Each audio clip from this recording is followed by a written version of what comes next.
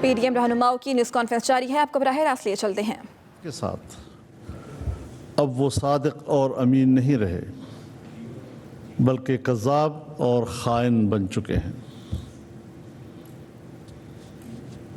5 سال تک اس نے مسلسل الیکشن کمیشن کے سامنے جھوٹ بولا ہے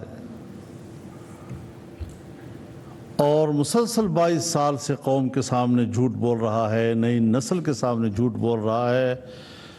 آئے روز اس کا بیانیہ تبدیل ہوتا ہے، حکومت میں آنے سے پہلے کچھ اور باتیں کرتا، حکومت میں آنے کے بعد پھر کچھ اور باتیں کرتا، قول کچھ اور ہے، عمل کچھ اور ہے، اور جو کچھ کہتا رہا بڑی آئیڈل قسم کی باتیں، لیکن جب عملی میدان میں آیا تو پاکستان کی تاریخ کا ایک نااہل حکمران ثابت ہوا۔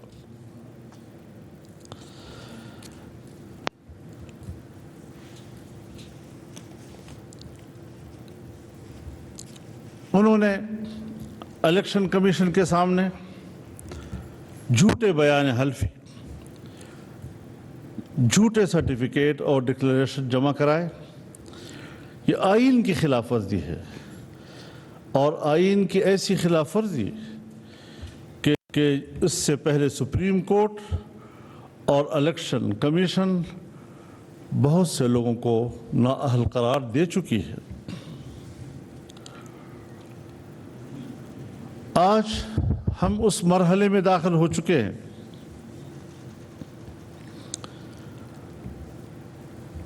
کہ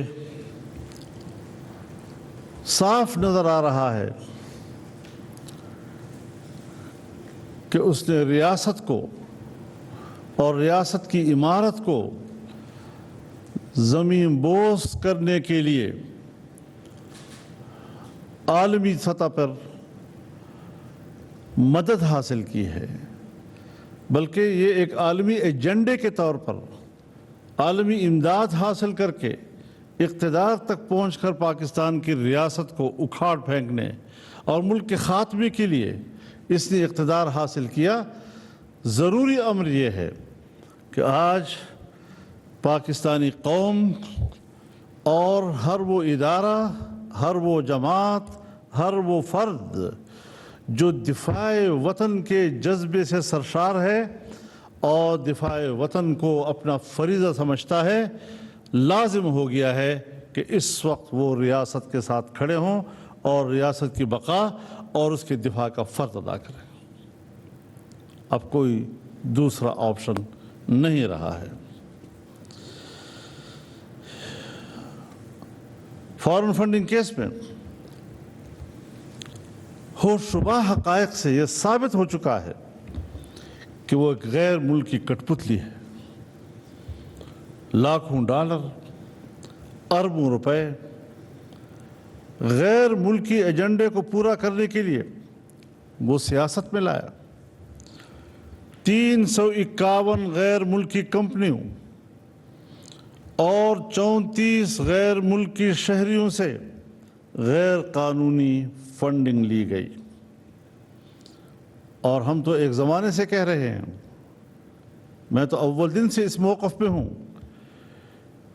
کہ اس نے اسرائیل سے بھی مدد لی ہے، اس نے ہندوستان سے بھی مدد لی ہے، اور آج جو حقائق سامنے آئے ہیں تو فنڈ دینے والے شہریوں کا تعلق اسرائیل، بھارت، امریکہ، کینیڈا، ڈنمارک اور فن لینڈ سمیت کئی ممالک کے ساتھ ہے۔ میں یہ رائے رکھتا ہوں کہ جن ممالک کے نام یہاں آئے ہیں وہ پاکستان کے خلاف بطور ریاست کی ہی نہیں سوچ رہے، بلکہ پاکستان کی اسلامی حیثیت اور ایک اسلامی ریاست کے حوالے سے ان کی سوچ دنیا کے سامنے آئی ہے۔ یہی ممالک ہیں کہ آج جن ممالک سے ان کو فنڈ مل رہا ہے وہ پاکستان اور پاکستانی نظریے کے بارے میں کیا سوچتے ہیں۔ لہذا پاکستان کا آئین جو ہمارے ملک کے نظریے کا تعین کرتا ہے وہ اس کے نشانے پہ ہے، اور ملک کی اس اسلامی حیثیت کا خاتمہ ان کے ایجنڈے پر تھا۔ جو ملک سامنے آ رہے ہیں ان کے اس فنڈنگ سے یہ اندازہ لگ رہا ہے کہ ان کا ایجنڈا کیا تھا اور انہوں نے اس کو کس ایجنڈے کے تحت پاکستان میں ان کیا تھا۔ 13 بینک اکاؤنٹس الیکشن کمیشن سے چھپائے، 16 بینک اکاؤنٹس انہوں نے الیکشن کمیشن سے چھپائے۔ اور عجیب بات یہ ہے، آدمی کو ہنسی آتی ہے، یکدم سے بیانات دینے شروع کیے، فیصلہ ہمارے حق میں آ گیا، فیصلہ ہمارے حق میں آ گیا، ایک دوسرے کو مبارکباد دے رہے ہیں، فیصلہ ہمارے حق میں آ گیا۔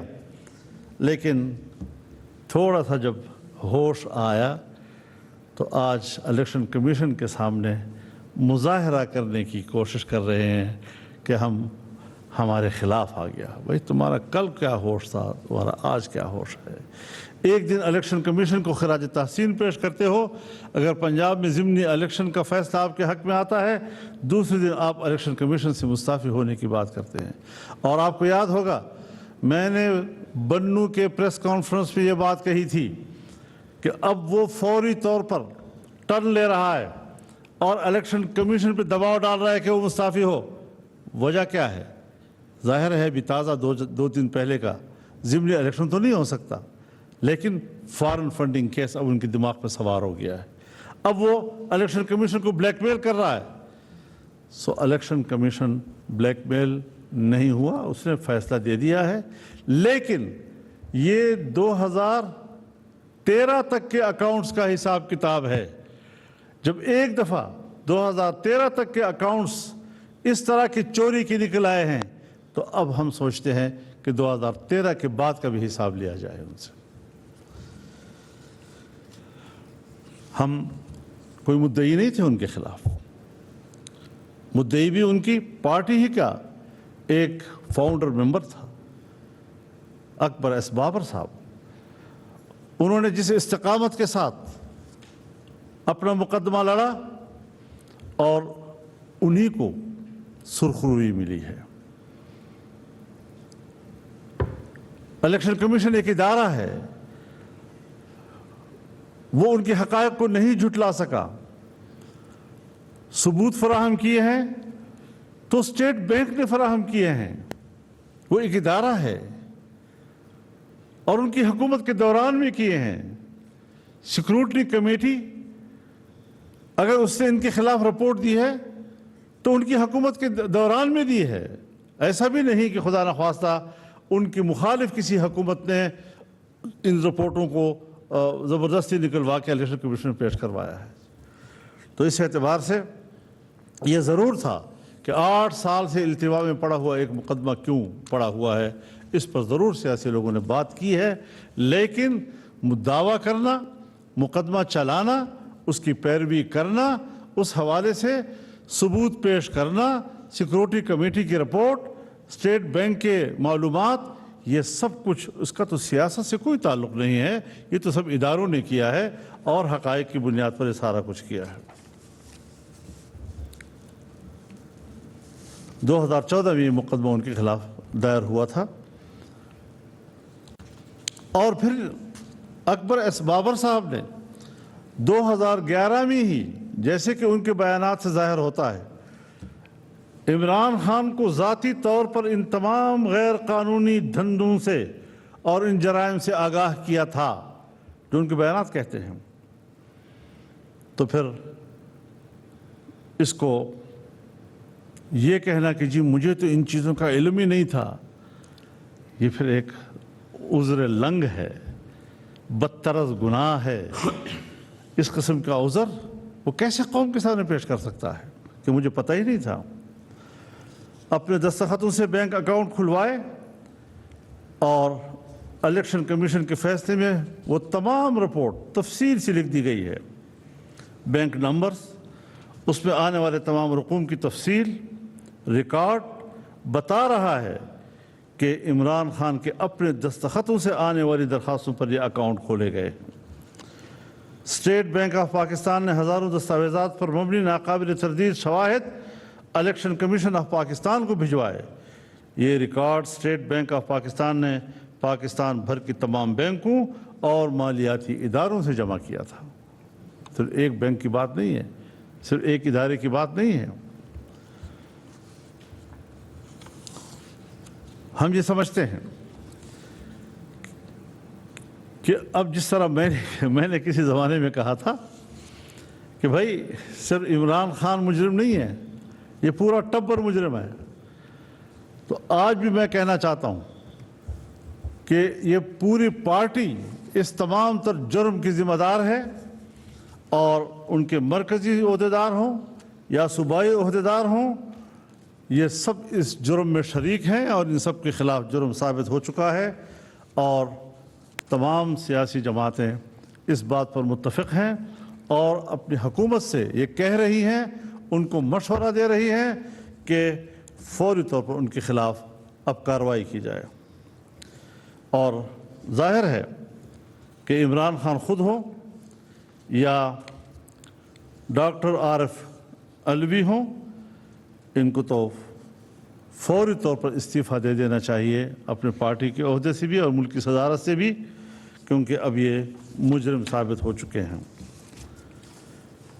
ایک مجرم جو رنگے ہاتھوں پکڑا گیا ہے اور اب کبھی کہتا ہے جی جن لوگوں کے نام لیتا ہے وہ دنیا سے جا چکے ہیں، تو ملبہ اپنے مرحوم ساتھیوں کے اوپر ڈالنے کی بھی کوشش کر رہا ہے، کس قدر بھونڈی حرکت ہے۔ پی ٹی آئی کے عہدیداران اب ان کی گرفتاریاں عمل میں لائی جانی چاہیے فوری طور پر۔ پارٹی کے 4 ملازمین کو نجی اکاؤنٹس میں اندر اور باہر سے پیسہ جمع کر کے اجازت کیوں دی گئی ہے؟ ان کو گھر کے 4 ملازمین ہیں، ان کے نام پر اکاؤنٹ کھلے ہوئے ہیں، ان میں پیسہ آیا ہوا ہے، تو ان کو گرفتار کر کے ان سے مزید تفصیلات حاصل کی جائیں۔ یہ قانون کی کھلی خلاف ورزی ہے، اور اس میں پارٹی چیئرمین ہو یا سیکریٹری جنرل ہوں، ڈاکٹر عارف علوی ہوں، یہ سب کچھ انہی کی اجازت سے ہوا ہے، اور یہ سب لوگ اس جرم کے مرتکب ہیں۔ تو یہ آج کے اجلاس میں دوستوں نے جو ذکر کیا ہے، میرے خیال میں پھر ایک دفعہ دہرا دینا چاہتا ہوں کہ اب اس وقت مسئلہ اسٹیٹ کی بقا کا ہے، ریاست کی بقا کا ہے، اور ریاست کی بقا کے لیے ریاست کے دفاع کے تمام ذمہ داران اور سرزمین وطن کے دفاع کے جذبے سے سرشار ان تمام اداروں، تمام قوتوں اور تمام تنظیموں کو ایک جان ہو کر اس ملک کو بچانے کی فکر کرنی چاہیے۔ سب چیزوں سے ہمیں بالاتر ہو جانا چاہیے اور ایک صف میں کھڑے ہو کر ہم اپنے ملک کا دفاع کریں، ملک کی بقا کی جنگ لڑیں، اور اس قسم کے جرائم پیشہ طبقوں کو ملک کی سیاست سے اکھاڑ باہر پھینکیں۔ یہ اس کو تاریخ میں ایک علامت بنا دینا چاہیے عبرت کا، تاکہ آنے والی نسلیں اس قسم کے لوگوں کے انجام سے عبرت حاصل کریں۔ خدا حافظ جی۔